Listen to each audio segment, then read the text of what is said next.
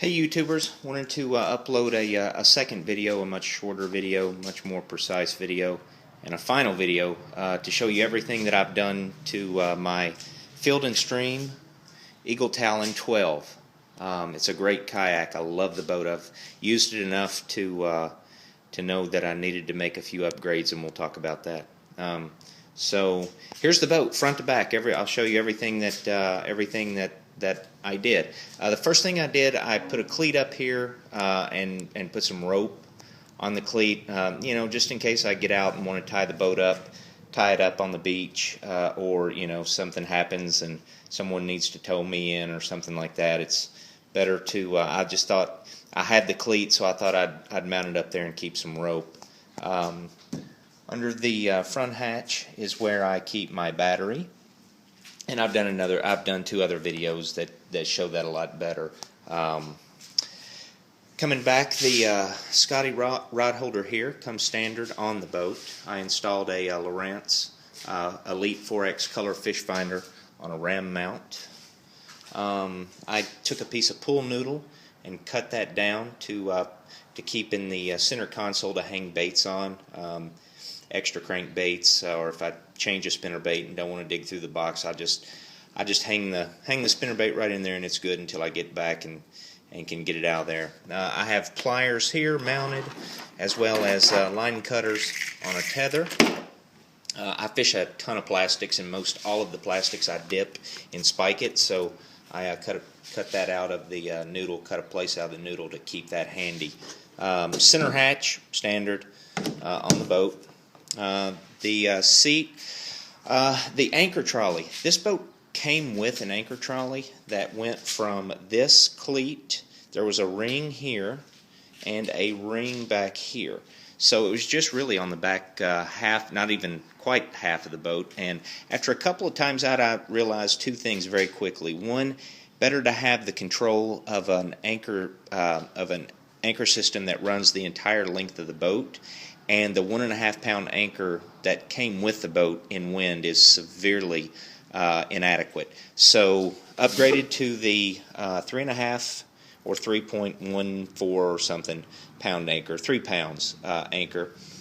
And I went to West Marine and I installed a new anchor trolley system that runs, as you can see, the entire length of the boat. And boy, the guys at West Marine know what they're doing. This is a great anchor trolley system.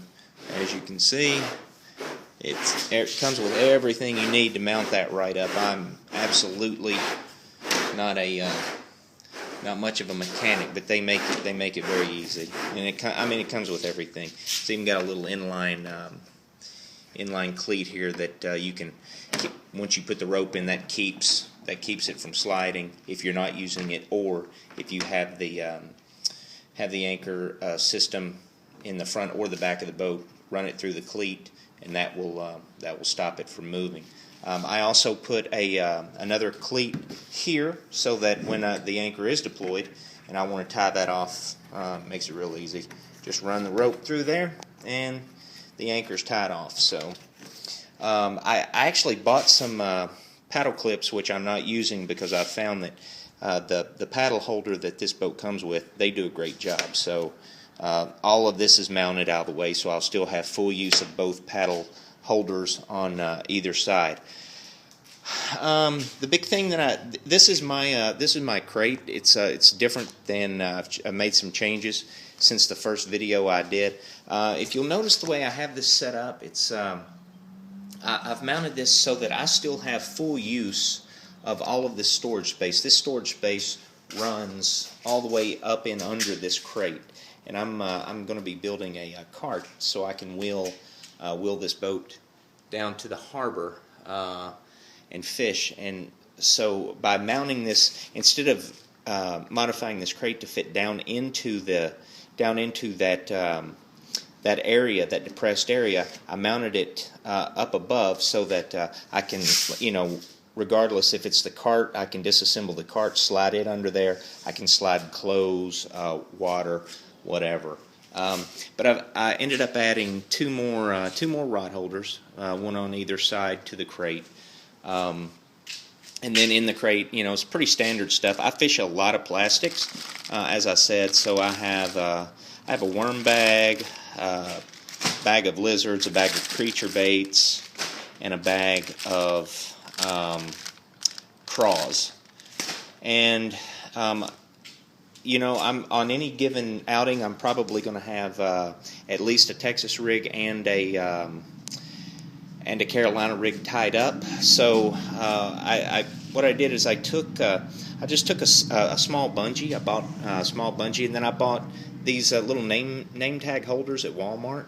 Clipped them right onto the bungee, and now I have the ability that whatever I'm throwing on the Texas rig or the Carolina rig, I can keep a couple of different colors out. Maybe I want to try a craw and a lizard, and rather than having to dig through all these bags behind me, I just hang up, put what I think I'm going to need on hangers. And there's probably 20 of these, and I can do this all the way around the thing, if I needed to hang that much stuff, and it's all done for less than $3.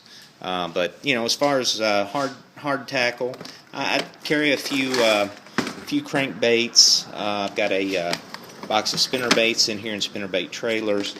I have my terminal tackle for plastics and tying up Carolina rigs, and I have a jig. I carry a jig box and then a spool of line to tie leaders for the Carolina rigs.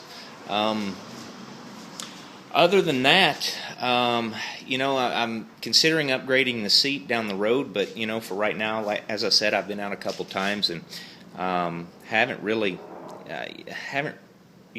determined that I absolutely need an upgraded seat. So maybe that'll come down the road. But anyway, I think I've done a lot of things to this boat to make it fish better, make it fish better for me. I have two rod holders that I really don't use. I'm eventually going to build a bait bucket to put on the back, and I'll probably keep my live bait rods there when I do that, because that's going to be, the pump system's going to be mounted up through the scupper holes in the back here. So that's pretty much it. Again, I appreciate all the videos that you guys have uploaded. I've gotten some great ideas from you. I hope that you can get some good ideas from me. If if you want any help or need any specific information as to where to get any of these products, just leave me a message. I'll be glad to help you in any way I can. Good luck and good fishing.